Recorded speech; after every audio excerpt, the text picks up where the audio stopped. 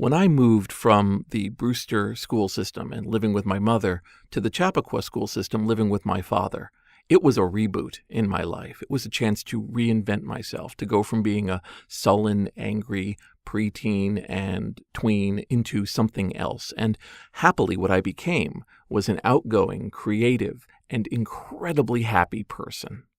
I had made new friends, many of them the kind of oddball intellectual and strange art folks who kind of lurk around a school and do all sorts of fun things. And among that group was a guy named John Risigno, and John and I got along gangbusters. We had a sense of humor that just kind of blew into all sorts of directions. We loved the idea of taking all the different pieces of school life and flipping them over with puns and in-jokes and inappropriate connections.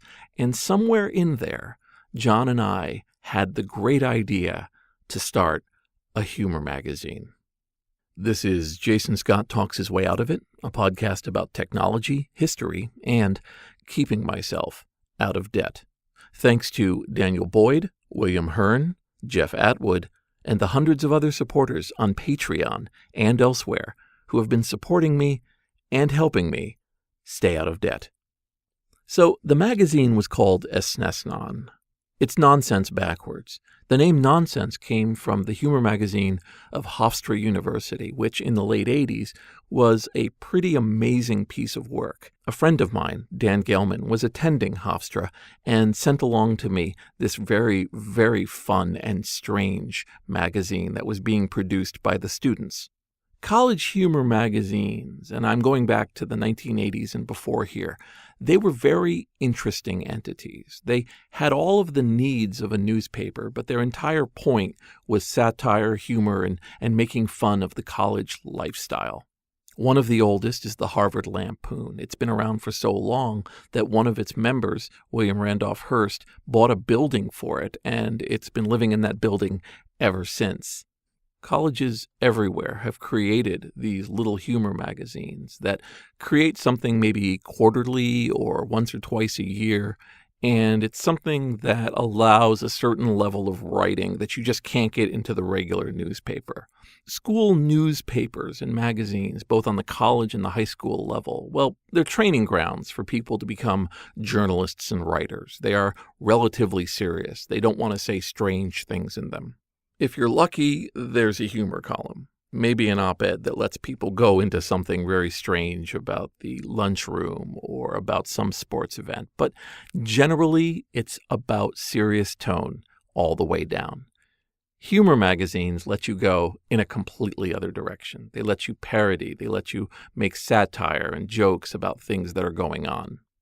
Horace Greeley High School, where I was going in Chappaqua, had a nice foundation for all sorts of publications. They had 6. There were 2 student newspapers. There were 2 art magazines. There was a conservative newsletter that was published. In fact, the way I found out about the conservative newsletter was that the newspaper had made a parody of it and included it in their April Fool's issue. And in my junior year of high school, inspired both by the previous humor columnist at the newspaper and by these college humor newspapers I was seeing, I applied for and I became the humor columnist of the Horace Greeley High School Tribune. My writing style at the time was heavily influenced by Dave Barry and Louis Grizzard and a few other well-known writers who had books out there that were based off of their newspaper columns. I loved non sequiturs. I loved putting up situations and knocking them down. I really liked pointing out where things were weird or coming up with these odd situations that had tinges of violence, strangeness, slapstick. It was weird enough that after the first couple columns, I remember being called into the guidance counselor's office just to check on me. Was I okay? Was everything going well? Because there seemed to be such rage and weirdness in the humor that it was just a good idea just to see if I was okay. Well, I was more than okay.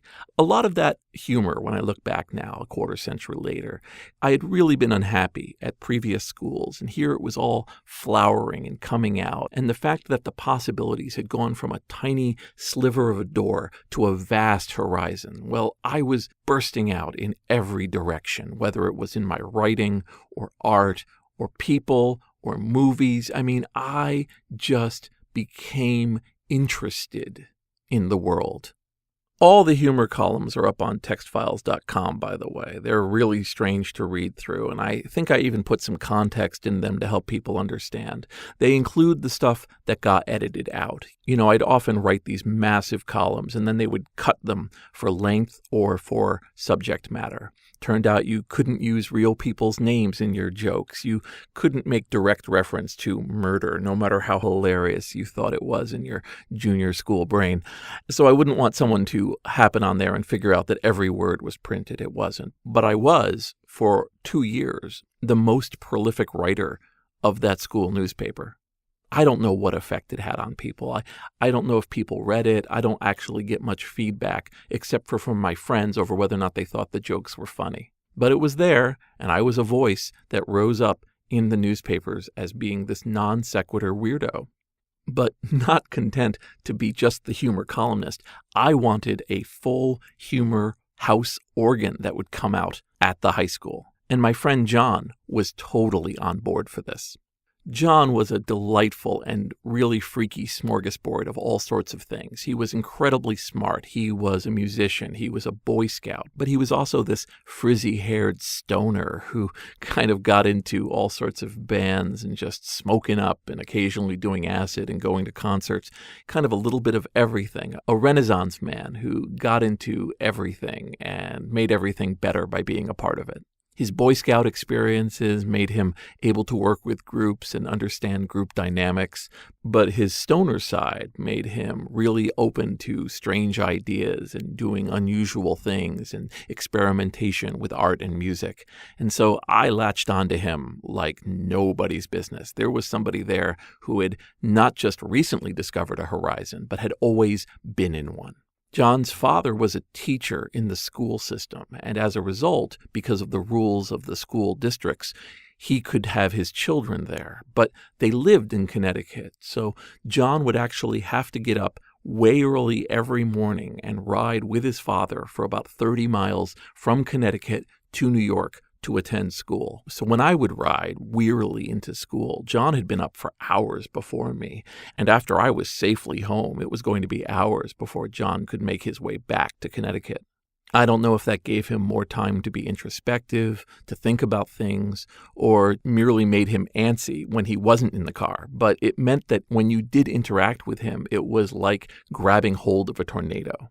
And what this meant was, if I had a project idea, John was down for it. Give you a quick example.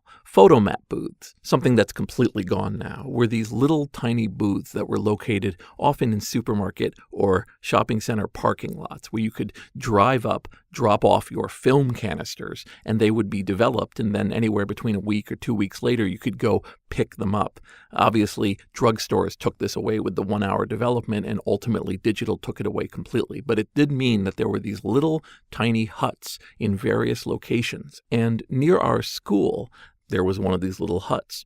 It was long abandoned, and John and I had this idea of setting up an art project. What we would do, and we talked about this extensively, is we would set up a little booth that was called Ripoff Photo. You would go there and there would be a logo and it would be a little dollar bill with wings, and it was called Ripoff Photo. And for 5 or 10 times the amount of money it costs to develop photos, you could drop off your film canisters. And if anybody was stupid enough to do it, we would, of course, close up the little business, go to a real developing place, develop it, and bring it back. But the idea of setting up this project and then engaging with people who drove up and discovered that we were charging way too much money for a service that nobody needed, both John and I thought this was hilarious. The only thing that stopped us was when we contacted the actual company and asked them how much it cost to rent this little booth. The price they quoted was ridiculous. It was something like $400 or $500 a month, plus having to do first and last month, plus some sort of other fee and so on. And we just said, okay, that's too much. So we were always cooking up these little schemes. So when the two of us, who both loved college humor magazines, decided we wanted to do some sort of high school humor magazine, well, we were both fully in on this too. We ended up producing 3 issues of EsnesnoN magazine. 2 of them came out during the school year, and 1 came out a few days after the end of school year. We applied for a budget from the school. We got one, a few $100s. We went around trying to get people to write for us. We got them. To be an organization, you have to have an advisor, some sort of teacher. We got our first advisor, and I won't embarrass him with his name, but he was totally with us except for when he started seeing the material that was happening, and then he started to question whether or not the humor was appropriate. And we turned to each other and said, okay, he is fired. And we went around and we looked at other possible people. And it was interesting looking back, because here we were about 17 years old, walking around to different teachers. And these teachers, most of them are in their mid-30s, and we're talking to them and we're trying to hire them. We're interviewing them for a job. Do you want to be our advisor? We actually went to the lead janitor because he was technically faculty. He actually really appreciated that we came to him, but he said, I've had to deal with this school system for way too long. I don't need another front to fight them on. Ultimately, we ended up getting an advisor named Ed Barlow. This man was a legend within the school. He had been there since the school was built in the 50s. He was this old, imposing fellow with a stare that could melt steel. And he took the position with very few limitations other than to say that his word was law and that we were to make things good, high quality. Those were his main stipulations. We accepted, and for the 3 issues we did, he was fantastic. We'd bring him stories, he would just pass them along. The amount of changes he made were so minor and so strange that I still remember them. The one that really struck me was that we had listed him as an advisor, and he wanted to be known as an advisor. He said, the way you phrased it, it makes it sound like I just give you advice. But I'm not giving you advice. I'm telling you what to do. So the role of a humor magazine in a school is always a very strange one. Obviously, schools are meant to be places of learning, not necessarily of satire. They're certainly ripe targets for satire, but are you going to have the school fund people making fun of the other parts of the school? Everything can go wrong really quickly. I mean, it's a tightrope walking act that anybody who gets involved in can probably find themselves in an office arguing with somebody over whether or not something was the right choice. I really liked those issues. John and I were a team, a true comedy writing team. There was something about collaborating that made us each bring the best out in each other. I could sit here now and try to piece apart where things were working or who was making what happen. But what really happened was that conversations between us produced good things. One of us would throw a paragraph of text at the other and they'd modify it, or we'd come up with some sort of drawing idea and we'd both agree on what kind of artist we wanted. We'd love to talk about layout or how to phrase things, and we would just laugh so much when we were working together. I mean, it was a true partnership. We just gelled.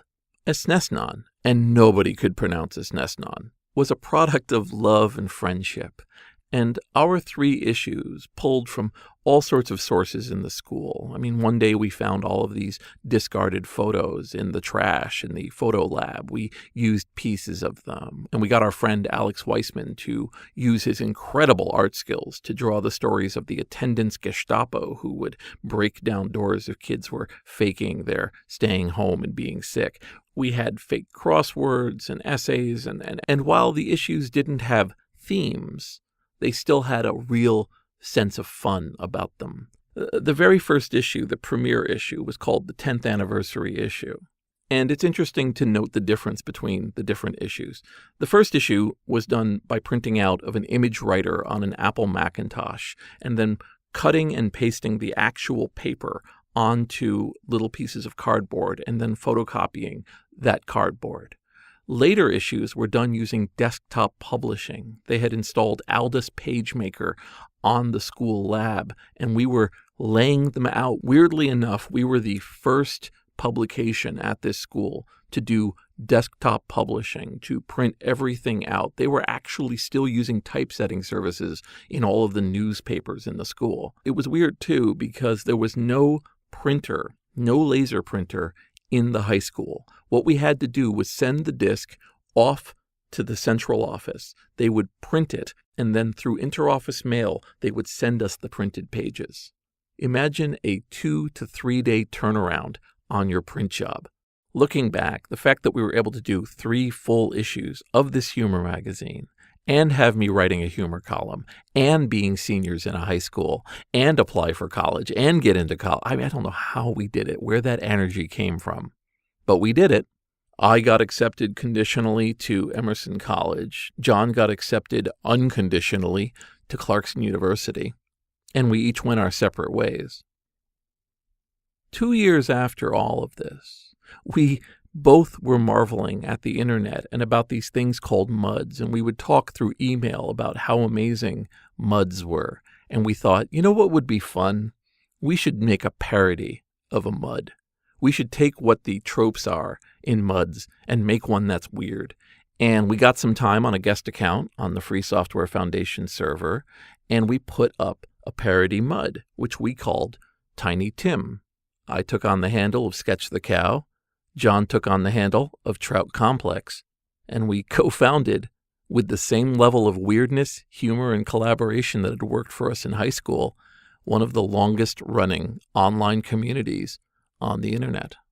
I think that there's something special about having friends who you do creative things with. It's not important to turn everything you do into a project or a completed thing. I mean, just having an evening or a weekend, working online or off on something together and bringing your different perspectives together and pushing each other into directions you never thought of.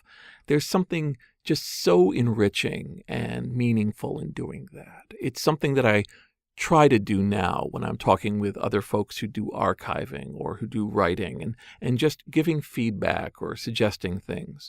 I always try to make myself available because I know from my EsnesnoN days how important it is to realize that life is not a singular experience. It's a shared team effort, and what comes out of it could be not just enriching, but hilarious.